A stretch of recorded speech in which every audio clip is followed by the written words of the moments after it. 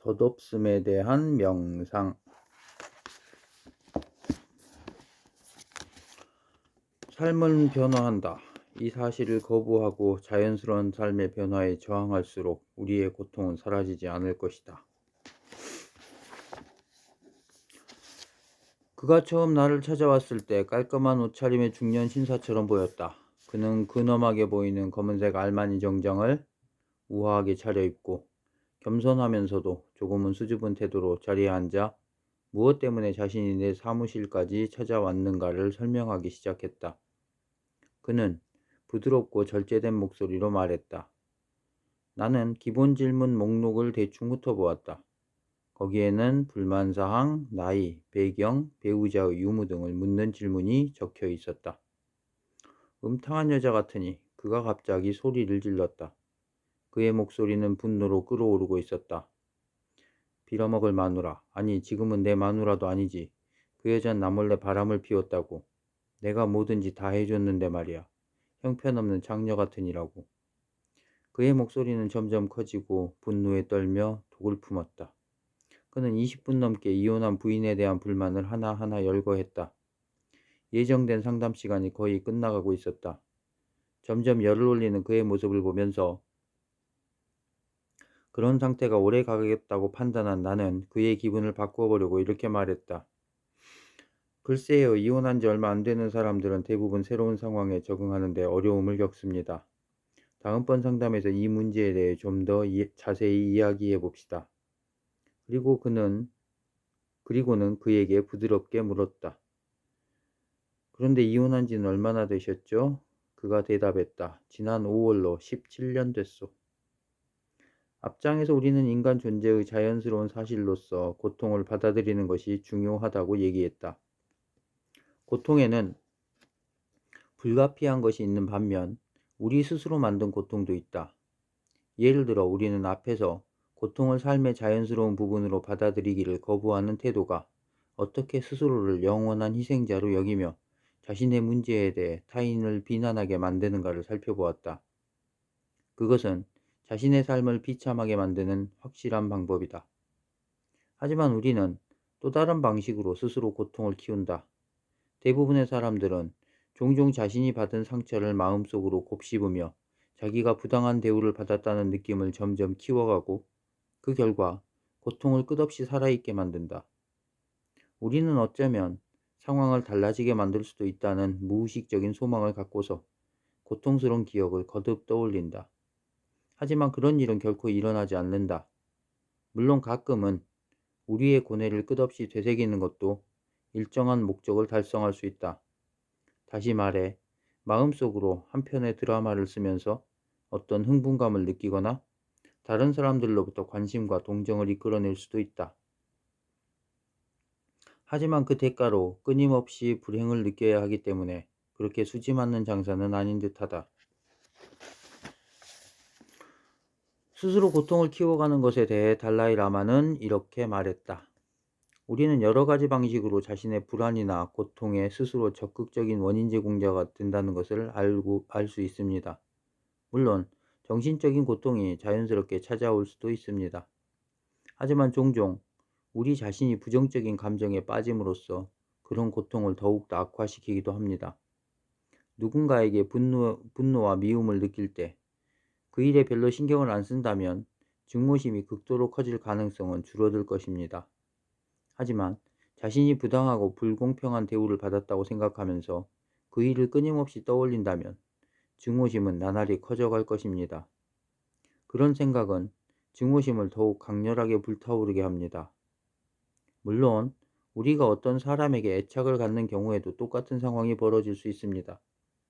우리는 자신이 좋아하는 사람이 너무나 멋있다고 생각함으로써 그 사람에 대한 애착을 키울 수 있습니다. 그리고 우리가 상상하는 좋은 특징을 상대방에게서 발견하고 그것에 대해 계속 생각할 때 애착은 점점 더 강해집니다.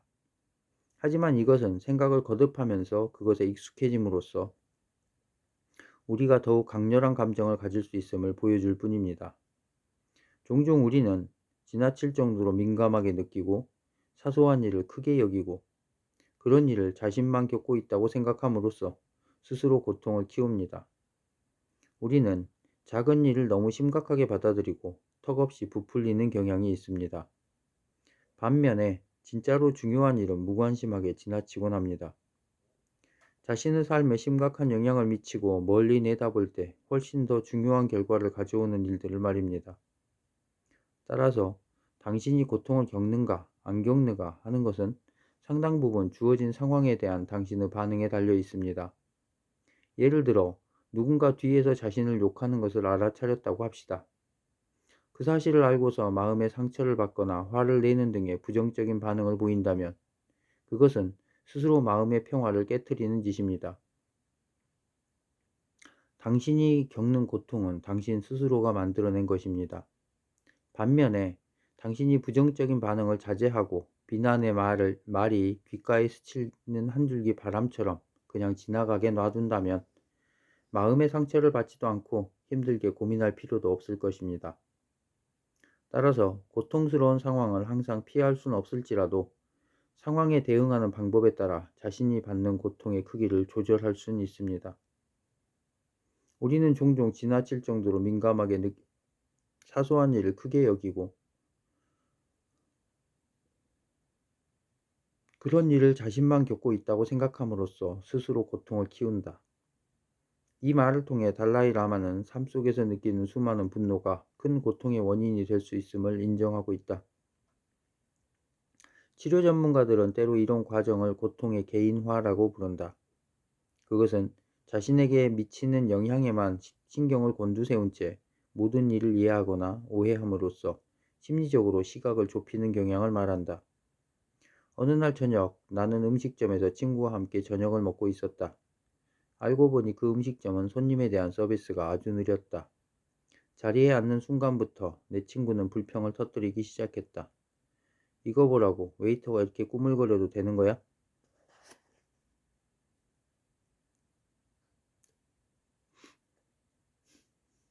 도대체 어디에 박혀 있는 거야? 일부러 우리를 무시하고 있는 게 분명하다고. 우리 두 사람은 급한 약속이 없었지만 친구는 처음에 서비스가 늦다고 불평을 하더니 식사를 하면서도 음식, 식기, 그리고 자기가 마음에 안 드는 모든 것에 대해 끊임없이 불평을 터뜨렸다.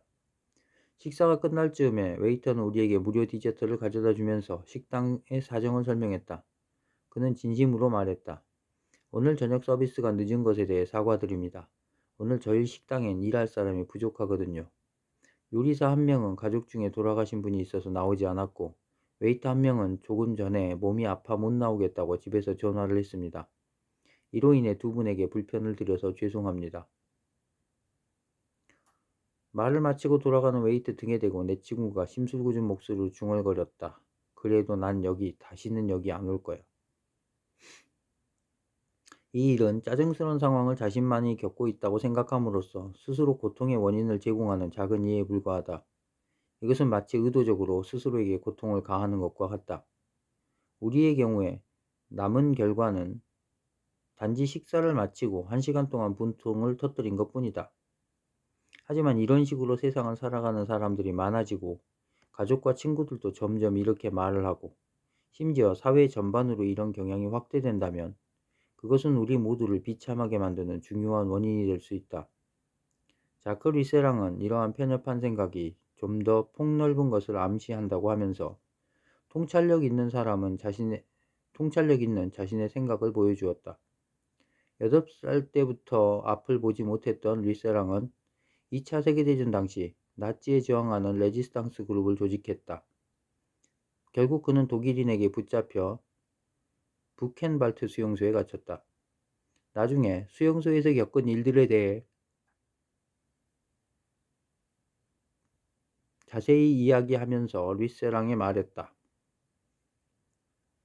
당시의 경험을 통해 나는 우리가 불행을 느끼는 이유는 스스로를 세상의 중심에 놓고 자신만 참을 수 없는 고통을 겪는다는 비참한 확신을 갖고 있기 때문임을 알았다. 자신의 몸 안에 또는 머릿속에 갇혀있는 사람은 언제나 불행할 수밖에 없다. 삶에서 문제는 늘 일어나기 마련이다. 하지만 문제가 저절로 고통을 일으키는 건 아니다. 우리가 문제에 달려들어 관심을 기울이고 해답을 찾는 데 온 힘을 기울인다면 문제는 하나의 도전으로 바뀔 수 있을 것이다. 하지만 자신에게 문제가 생긴 것이 불공평하다는 느낌을 갖고 있다면 그것은 불안감과 고통스러운 감정을 일으키는 강력한 자극제가 될 것이다. 그러면 이제 우리는 하나가 아닌 두 가지 문제를 떠안게 될 뿐만 아니라 그 불공평한 느낌이 우리의 정신을 혼란스럽게 만들고 우리의 마음을 소진시켜 원래의 문제를 해결하는 데 필요한 에너지를 빼앗아갈 것이다. 어느 날 아침 나는 이 문제에 대해 달라이 라마에게 물었다. 문제가 일어날 때면 우리는 그런 상황이 불공평하다고 느끼면서 고통스러워한 경우가 많은데 이런 감정에 대처할 수 있는 방법은 무엇인가요? 달라이 라마가 대답했다. 자신이 고통받는 것이 불공평하다는 느낌을 해결하는 데는 여러 가지 방법이 있을 수 있습니다. 나는 앞에서 고통을 인간 존재가 가진 자연스러운 상황으로 받아들이는 것이 중요하다고 말했습니다. 어떤 면에서는 티베틴들이 힘든 상황을 받아들이기가 더 쉬울 거라고 난 생각합니다. 왜냐하면 그들은 내가 이런 고통을 겪는 것은 나의 카르마 때문이야 라고 생각할 것이기 때문입니다. 그들은 자신의 고통을 현생이나 전생에서 자신이 저지른 부정적인 행동의 탓으로 돌릴 것이고 따라서 그들은 다른 사람들보다 고통을 더 잘 받아들일 수 있습니다. 난 인도의 망명지에서 아주 어려운 상황에 처해 있는 몇몇 가족을 본 적이 있습니다. 그들은 매우 가난하게 살고 있었는데 무엇보다 어려운 점은 눈이 안 보이고 때로는 정신박약 증세까지 보이는 아이들이 그 가족들 속에 있다는 것이었습니다. 그래도 이들 가난한 엄마들은 그런대로 자신의 아이들을 돌보면서 이렇게 말하곤 합니다. 이것은 아이의 카르마 때문입니다. 아이의 운명이지요.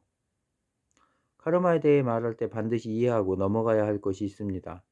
때로 사람들은 카르마의 원리를 오해해서 모든 상황을 카르마 탓으로 돌리면서 책임을 회피하려고 하거나 적극적으로 행동할 필요가 없다고 생각하곤 합니다.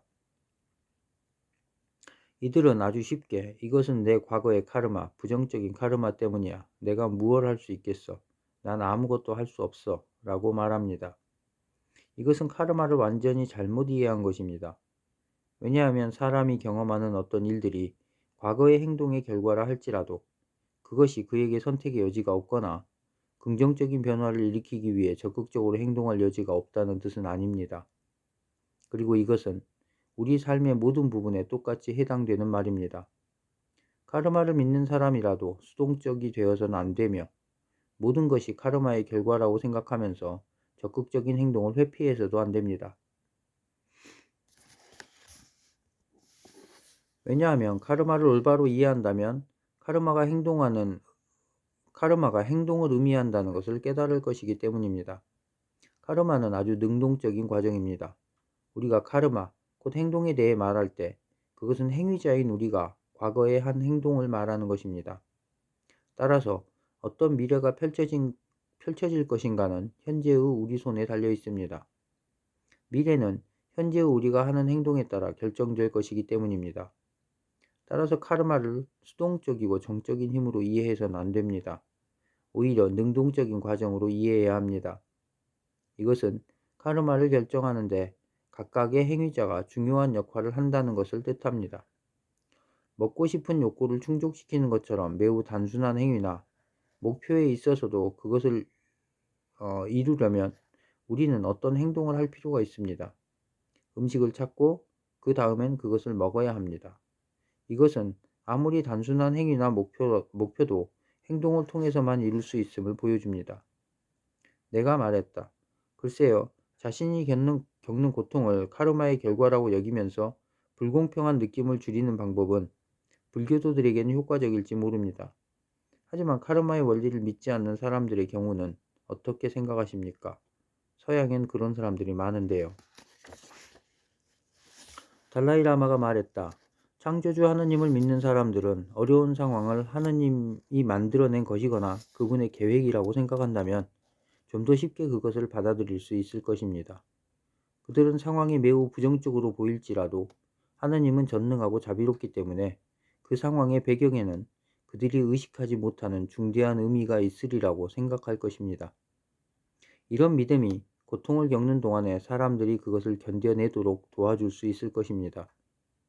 그렇다면 카르마의 원리와 창조주 하느님 모두를 믿지 않는 사람들의 경우에는 어떻게 합니까? 신앙이 없는 사람들은 달라이라마는 대답하기 전에 잠시 생각에 잠겼다. 아마도 실용적이고 과학적인 접근이 도움이 될 것입니다. 과학자들은 대개 문제를 객관적으로 보고 가능한 한 감정을 배제시킨 채 문제를 검토하는 것이 중요하다고 생각합니다. 이런 접근 방식을 갖고서 당신은 문제를 이렇게 생각할 수 있습니다. 문제와 맞붙어 해결할 방법이 있다면 끝까지 문제와 싸울 것이다. 법원까지 가야 할지라도 하고 말입니다. 여기서 그는 호탕하게 웃었다. 하지만 문제와 맞붙어 이길 방법이 없다는 것을 발견한다면 그 일을 잊어버리면 될 것입니다. 어렵고 불확실한 상황에 대한 객관적인 분석은 매우 중요한 역할을 할 수 있습니다. 왜냐하면 이런 접근법을 통해 당신은 종종 상황의 배경에서 작용하는 다른 부분들을 알아차릴 수 있기 때문입니다. 예를 들어 직장 상사가 자신을 부당하게 대한다는 느낌을 받을 때 상사의 행동에는 다른 요소가 작용하고 있을지도 모릅니다. 그는 이미 다른 것에 짜증이 나 있을 수도 있습니다. 이를테면 그날 아침에 아내와 말다툼하는 일 따위의 문제가 있을 수 있습니다. 따라서 그의 행동은 당신과는 개인적으로 아무 상관이 없고 특별히 당신을 겨냥한 것이 아닐 수도 있습니다. 물론 어찌됐든 당신은 그 상황과 마주해야 합니다. 하지만 적어도 이런 접근 방식을 가지면 그런 상황에서 괜한 고민을 하지 않아도 될 것입니다. 내가 물었다. 이처럼 상황을 객관적으로 분석하는 과학적인 접근법이 스스로 만든 문제를 해결할 수 있을까요? 그리고 그런 방법이 어려운 상황이 닥칠 때 생기는 불공평한 느낌을 줄여줄 수 있을까요? 달라이라마는 힘있게 말했다. 물론이지요. 그런 방법은 문제를 바라보는 시각에 분명한 차이를 가져다 줄 수 있습니다. 일반적으로 우리가 주어진 상황을 정말 편견 없이 정직하게 조사한다면 그런 일이 일어난 데는 자신에게도 많은 책임이 있음을 깨닫게 될 것입니다. 예를 들어 많은 사람들이 걸프 전쟁의 원인으로 사담 후세인을 비난합니다. 그 전쟁이 끝난 뒤에 나는 기회가 있을 때마다 그런 비난은 공평치 않다고 말했습니다. 모든 사람이 그를 비난하는 상황 속에서 난 정말 사담 후세인에게 미안함을 느낍니다. 물론 그는 독재자이고 나쁜 짓을 많이 한 사람입니다. 만일 당신이 상황을 대충 이해한다면 쉽게 모든 비난을 그에게 쏟아부을 수 있을 것입니다. 그는 독재자이자 전체주의자였고 심지어 그의 눈을 보기만 해도 조금은 놀랄 것이기 때문입니다. 그는 웃음을 웃으며 다시 말했다. 하지만 그의 군대가 없다면 남을 해치는 그의 능력을 제대로 발휘하기 힘들 것이고 무기가 없다면 그렇듯 강력한 군대도 아무 소용이 없을 것입니다. 그런데 이 모든 무기는 하늘에서 뚝 떨어진 것이 아닙니다. 걸프 전쟁을 이런 시각으로 볼 때 우리는 이 전쟁에 많은 나라들이 관련되어 있음을 알 수 있습니다. 달라이라마는 계속 말했다. 이와 같이 우리는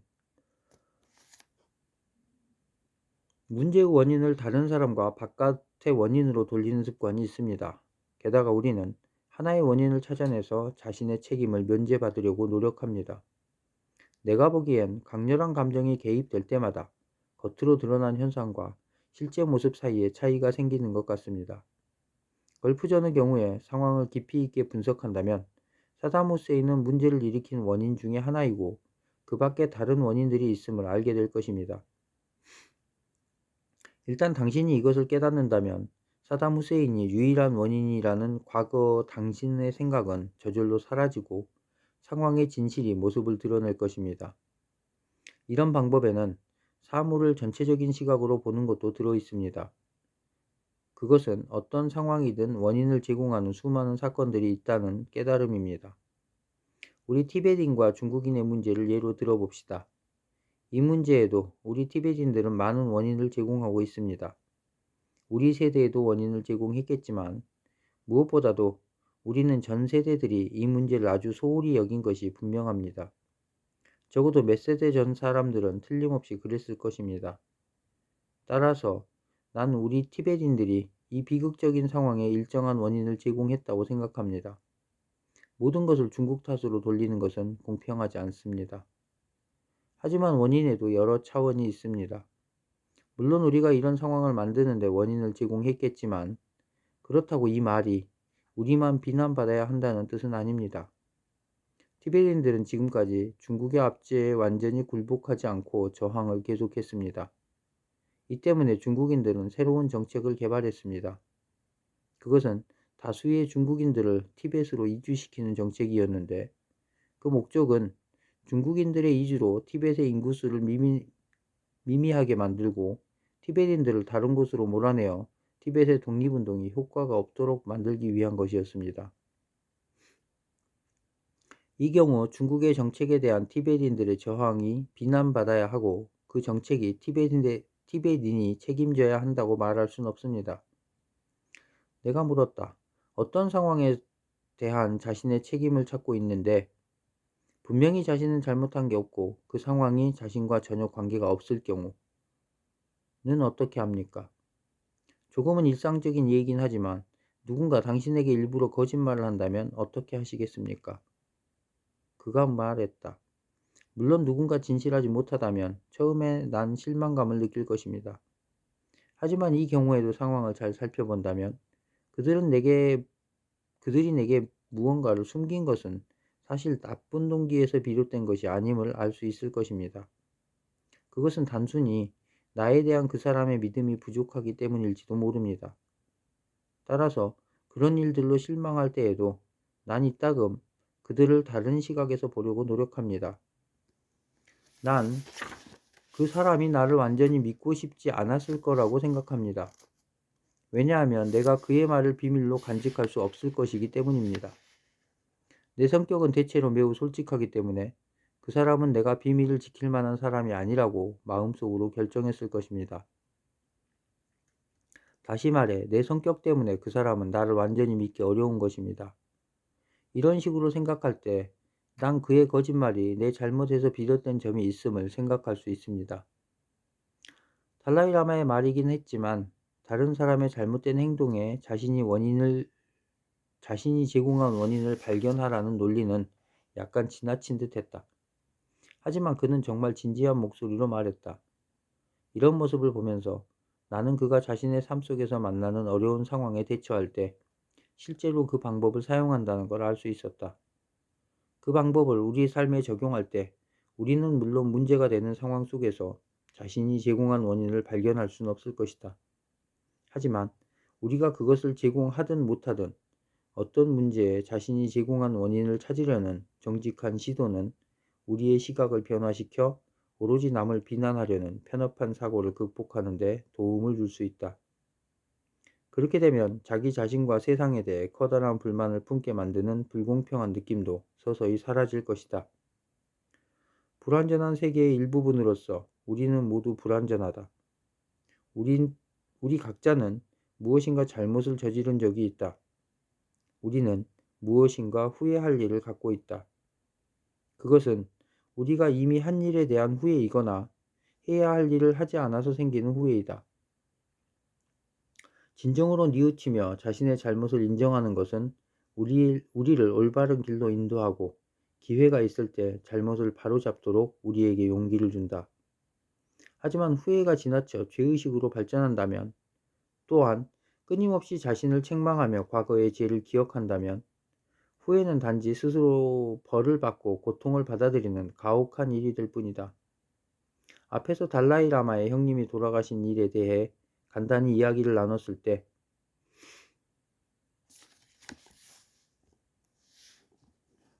달라이 라마는 형님의 죽음에 대해 후회하는 말을 했다. 그가 후회나 죄책감을 어떻게 처리하는지 궁금했던 나는 나중에 다시 그 문제에 대해 물었다.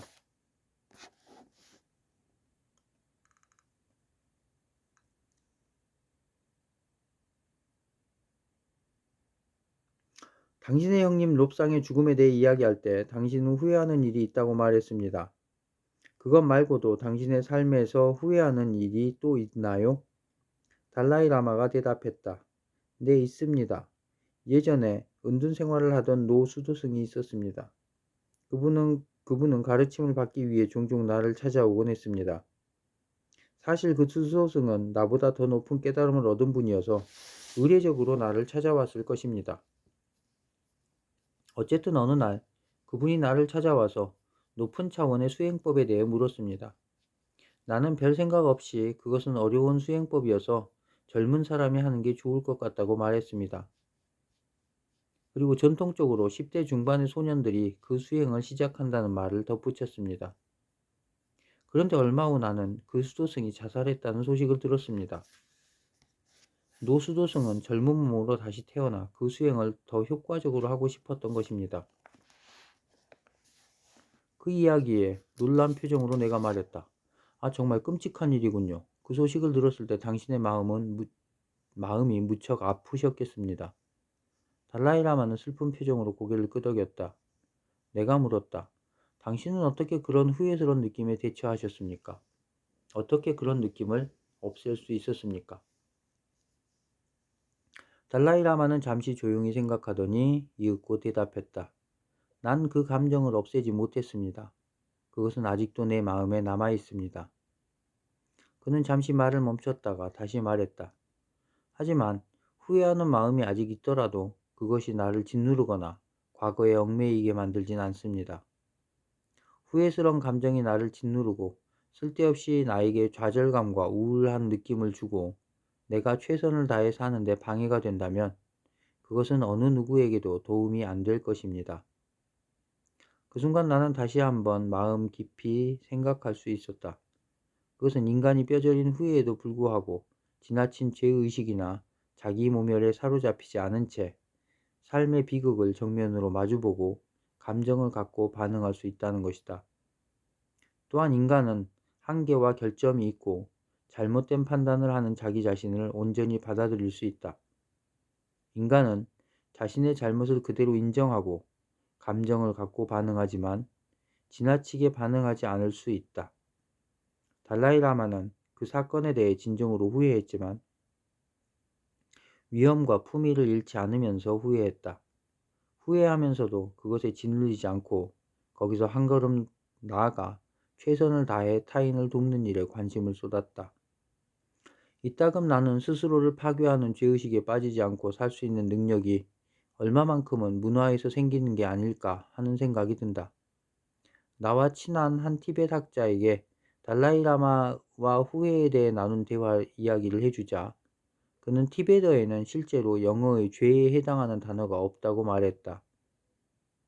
물론 미래의 어떤 일을 바로잡는다는 의미의 뉘우침, 참회, 후회라는 단어는 있지만 죄에 해당하는 것은 없다는 것이다.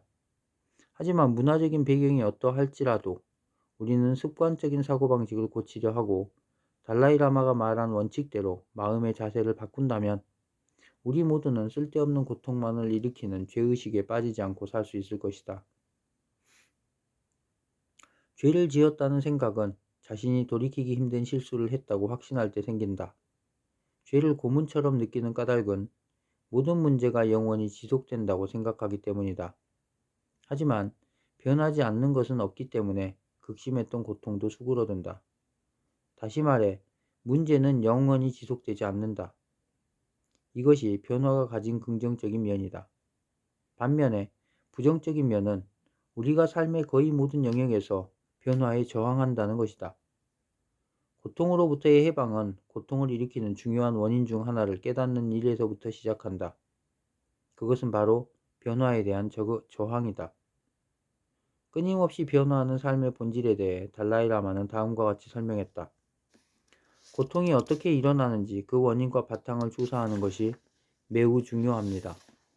그 첫걸음은 우리가 영원하지 않고 일시적인 존재라는 것을 이해하는 일입니다. 모든 사물, 사건, 현상은 매 순간 역동적으로 변화하며 그대로 정지해 있는 건 아무것도 없습니다. 사람의 피가 순환하는 걸 생각해보면 이런 생각을 확실히 이해할 수 있을 것입니다. 피는 끝없이 흐르면서 우리 몸을 돌기 때문에 가만히 있는 법이 없습니다. 현상이 이처럼 시시각각 변하는 것은 현상의 고유한 성질인 듯합니다. 따라서 이것은 모든 것들이 영원히 같은 상태로 있을 수 없음을 보여줍니다. 모든 것들은 변화할 수밖에 없고 당연히 어떤 것도 영원한 상태로 존재하지 않기 때문에 자기만의 힘으로 똑같은 상태를 유지할 수 있는 것은 없습니다. 따라서 모든 것들은 다른 요소들의 힘이나 영향 속에 있습니다. 당신이 어느 순간 즐거움과 쾌락을 느끼더라도 그것은 영원하지 않을 것입니다. 또한 불교에서 변화의 고통으로 부르는 그것 또한 불교에서 변화의 고통으로 부르는 고통의 범주에 들어가기 때문입니다. 덧없음에 대한 깨달음은 불교에서 핵심적인 역할을 하며 덧없음에 대한 명상은 불교의 중요한 수행이다. 덧없음에 대한 명상은 불교에서 두 가지 역할을 한다. 불교 수행자들은 자기 존재의 덧없음에 대해 명상을 한다. 그것은 삶이란 보잘것없고 자신이 언제 죽을지 알 수 없다는 사실에 대한 명상이다. 이런 사실과 더불어 인간이란 하찮은 존재이며 영적으로 해방되고 고통과 끝없는 환생으로부터 벗어날 수 있다는 믿음을 가질 때 수행자는 주어진 시간을 최대한 이용해 해탈을 위한 영적 수행에 매진하겠다고 다짐할 것이다. 수행자는 더 깊은 차원에서 덧없음의 의미에 대해 그리고 모든 현상의 덧없는 성질에 대해 명상하면서 현상의 진정한 성격을 이해하기 시작한다. 이런 이해를 통해 우리는 고통의 궁극적인 원천이 되는 무지에서 벗어날 수가 있다. 이처럼 덧없음에 대한 명상이 불교에서 큰 의미를 갖고 있음을 보면서 이런 질문을 할 수가 있을 것이다. 덧없음에 대한 명상과 이해가 불교도가 아닌 사람들의 삶 속에서도 실제적인 도움을 줄 수 있을까? 덧없음을 변화의 의미로 생각한다면 분명히 그렇다고 대답할 수 있다. 결국 우리가 삶을 바라보는 시각이 불교적인 것이든 서양적인 것이든 한 가지 사실은 삶이 변화한다는 것이다.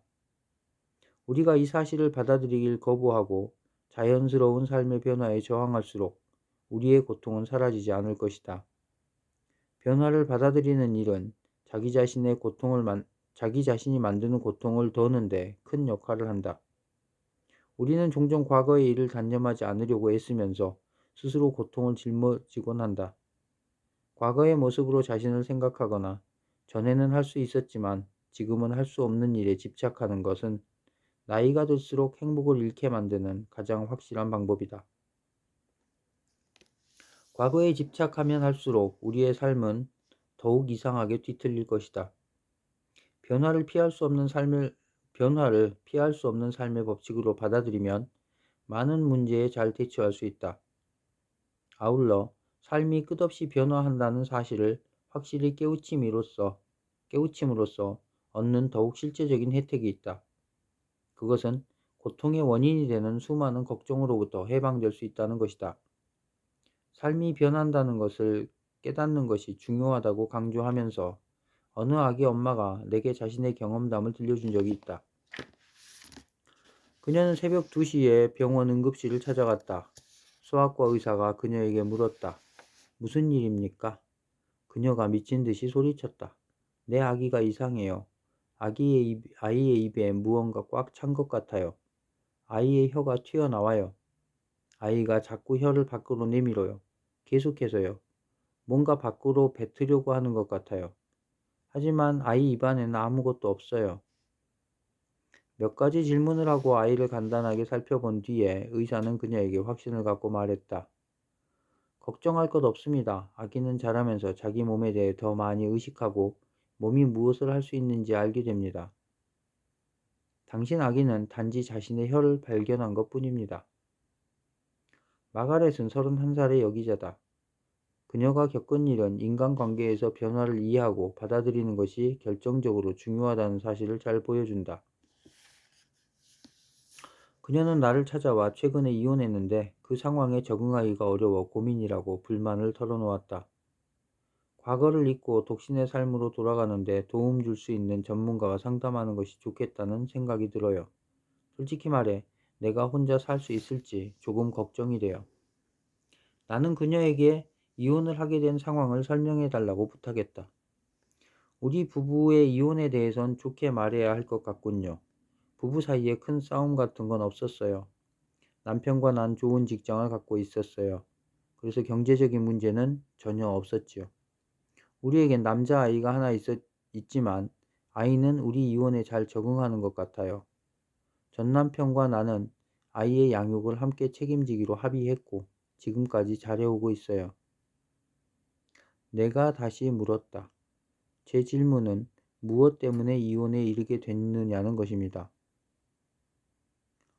여자가 말했다. 그러니까 우리 두 사람의 사랑이 식어버린 것 같아서요. 그녀는 한숨을 쉬고 나서 다시 말했다. 점점 낭만적인 사랑이 사라지는 것 같았어요. 처음 결혼할 때 느꼈던 친밀감이 느껴지지 않았거든요. 우리 둘 다 일을 하고 아이를 돌보느라고 바빠서 마치 서로의 생활이 따로 있는 것처럼 보였어요. 결혼 생활에 대해 상담을 몇 번 받아본 적도 있지만 별 도움이 되지 않았지요. 우린 한 집에서 같이 지냈지만 마치 오빠와 동생 사이 같았어요. 사랑하는 느낌도 없고 우리가 진짜 결혼했는지도 모르겠더라고요. 어쨌든 이혼이 최선의 방법이라는데 우리 둘 다 동의했어요. 더 이상 어떻게 해볼 도리가 없었거든요.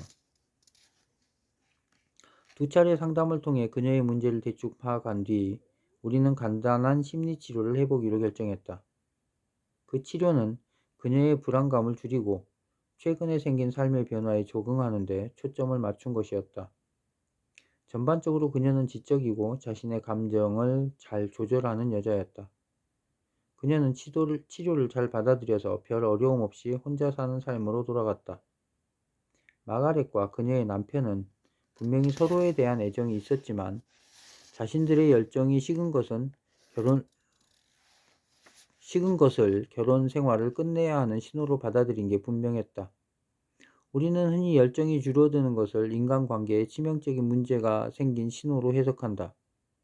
그리고 대개 부부관계에서 처음으로 변화의 조짐이 나타나면 두 사람은 심하게 두려워하고 무언가 완전히 잘못되었다는 느낌을 갖는다.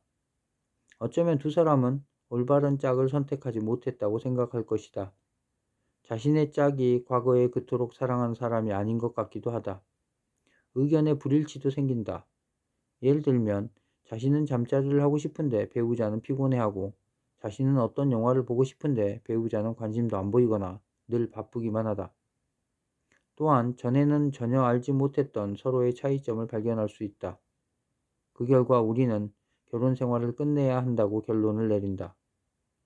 두 사람이 서로 멀어져만 가는 상황을 수습할 방법이 없는 것이다. 상황이 더 이상 전과 같지 않으므로 우리는 이제 이혼을 해야 한다고 생각한다. 그렇다면 어떻게 해야 할까?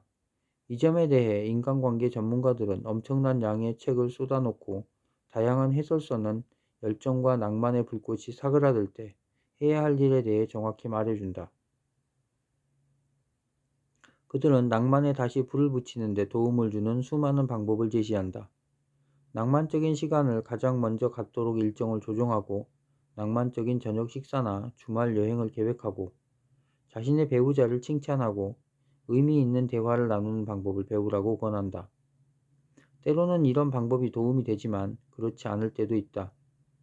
하지만 두 사람의 관계에 종말을 고하기 전 변화의 조짐을 눈치챘을 때 우리가 가장 해볼 만한 것이 있다. 그것은 뒤로 물러서서 상황을 검토하고 인간관계에서 일어나는 일반적인 변화에 대해 되도록 많이 알아보는 것이다. 우리의 삶이 펼쳐지면서 우리는 젖먹이 아이에서 어린아이로 그리고 성인에서 노인으로 성장한다.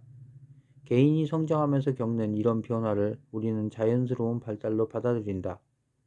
하지만 부부관계 또한 살아 움직이는 시스템이며 일정한 생활환경 속에서 상호작용하는 두 유기체로 구성되어 있다. 살아있는 시스템으로서 부부관계가 여러 단계를 거친다는 것은 자연스럽고도 당연한 일이다. 모든 부부관계 속에서 서로 다른 차원의 친밀감이 존재한다. 이를테면 육체적, 감정적, 지적인 친근감이다. 육체적인 접촉을 하고 감정과 생각을 함께 나누는 것은 모두 사랑하는 사람을 연결해주는 적절한 방법이다. 이런 방법들은 비중이 커지기도 하고 줄어들기도 하면서 균형을 유지하는데 이것은 지극히 정상적인 것이다. 때로는 육체적인 친밀감이 줄어드는 대신 감정적인 친밀감이 커질 수도 있다. 때로는 서로 말을 하지 않고 감정을 억제하고 싶을 때도 있다. 우리가 이런 점을 민감하게 의식한다면 처음에는 정열적인 관계를 즐길 수 있을 뿐 아니라 정열이 식은 뒤에도 걱정하고 화를 내는 대신 마음을 열고 새로운 모습의 애정을 받아들일 수 있다. 이런 애정은 과거와 똑같거나 오히려 더 큰 만족을 줄 것이다. 우리는 배우자를 든든한 동료처럼 생각하면서 흐뭇해하고 변함없는 사랑과 더욱 깊은 유대감을 느낄 수 있다. 친밀한 행동이라는 자신의 책에서 데스먼드 모리스는 인간 존재가 친밀함을 바라는 동안 일어나는 변화에 대해 설명한다. 그는 우리가 다음 세 단계를 반복해서 거친다고 주장한다. 나를 꼭 잡아주세요. 나를 놓아주세요. 그리고 혼자 있게 놔두세요. 의 세 단계다. 이런 순환은 아이가 삶을 시작하고 몇 해 지나지 않아서 뚜렷한 모습을 나타낸다.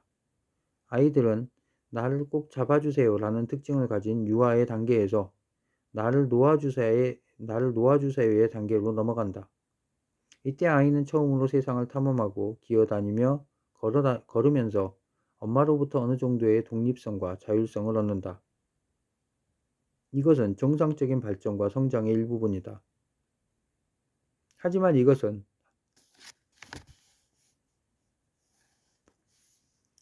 한 방향으로만 나아가진 않는다. 이 단계를 거치면서 엄마로부터 떨어지는 느낌이 너무 클 때 아이는 다소 불안감을 느낄 수 있다. 그러면 아이는 다정감과 친밀함을 다시 느끼기 위해 엄마의 품으로 돌아갈 것이다. 청소년기는 혼자 있게 놔두세요의 특징이 두드러진 단계이며 아이들은 개인의 정체성을 찾기 위해 열심히 노력한다. 이런 상황은 물론 부모에게 고통을 안겨주겠지만 대부분 전문가들은 아이가 어른으로 성장하는 데 꼭 필요한 정상적인 과정으로 여긴다. 물론 이 단계 속에도 여러 단계가 섞여 있다. 청소년들은 집에서 부모에게 혼자 있게 놔두세요 라고 소리치는 동시에 나를 꼭 잡아주세요 라는 요구를 또래 집단과의 강한 동질감 속에서 만족시킬 수 있다. 성인들의 관계에서도 똑같이 끊임없는 변화가 일어난다. 친밀감의 정도가 변하면서 가까이 다가가는 시기와 거리를 갖는 시기가 교대로 나타난다. 이것 또한 성장과 발전이라는 정상적인 순환 과정의 일부분이다. 인간 존재로서 자신의 능력을 완전히 꽃피우려면 타인과 하나가 되려는 욕구와 자기 내면으로 눈을 돌려 독립적인 개인으로 성장하는 시기가 균형을 이룰 필요가 있다. 이것을 이해한다면 처음으로 배우자와 떨어지는 느낌을 받았을 때도 우리는 더 이상 두려워하지 않을 것이다. 해변에서 파도가 쓸려 나가는 것을 보면서도 두려워하지 않을 것이다. 때로는 감정적인 거리가 벌어지는 상황이 부부관계에 심각한 문제가 있다는 신호일 수도 있다. 예를 들면 서로에 대해 말없이 분개하고 있는 경우이다. 이런 부분은 별거에 이를 수도 있다. 이런 경우엔 전문가의 상담을 받는 것이 큰 도움이 될 것이다. 하지만 명심해야 할 것은 부부 사이에 거리가 생긴다고 해서 저절로 비극이 생기는 건 아니라는 것이다. 이것 또한 새로운 순환 단계를 맞아서 두 사람의 관계를 다시 세울 시기가 되었다는 의미일 수도 있다. 과거에 있던 친밀감을 되찾거나 심지어 그것을 능가하는 새로운 관계를 만들 때가 된 것이다.